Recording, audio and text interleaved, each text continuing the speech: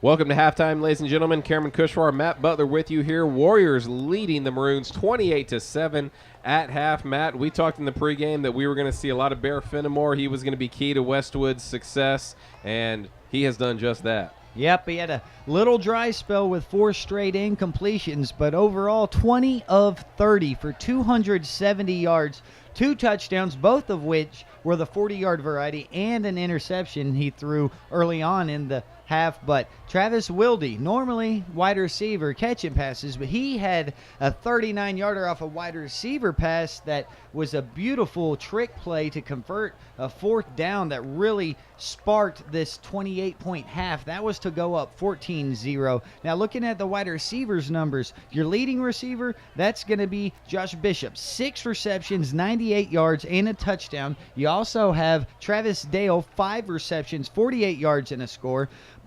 Mason Bartek, we talked about him in the pregame. He didn't contribute much in the running game, only 6 carries for 29 yards. Did have a 3-yard score and a 1-yard score, so 2 touchdowns on the ground, but 5 receptions for 48 yards, and he sustained a whole drive himself whenever he became a pass threat going out downfield, moving the ball. Also, you saw Clayton Richards with 3 receptions for 34 yards, and then Nick Andress, the youngster, getting the start tonight. He had 3 receptions for 53 yards, all of which came in that first quarter. Now, flipping over to Austin High.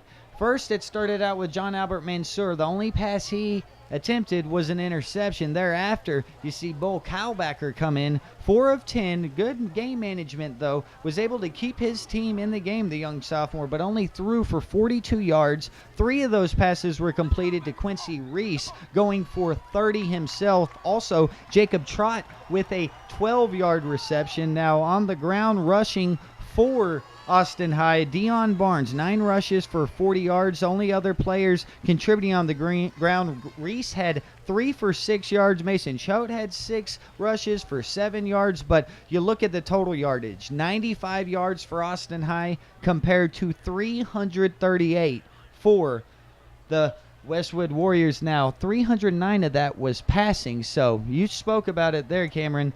Bear FENIMORE getting the job done, the Westwood defense getting the job done, and now Austin High has to come out here and hope to maybe sustain a drive, take some time off the clock, and then get their defense to go out there, get a stop, and hope you can make a big play, maybe get a turnover to really spark this crowd and be able to chip away at this lead, because you don't have those big play abilities of Westwood. Westwood, they're going to be able to put points on the board. You are going to have to prevent them from having their offense on the field. We are almost ready for the third quarter here. We'll take a quick break and come back and get you that second half kickoff. That was Matt Butler with the halftime stat update. I'm Cameron Kushwar. You're watching this game on the Time Warner Cable Sports Channel. We'll be back with the third quarter in just a moment.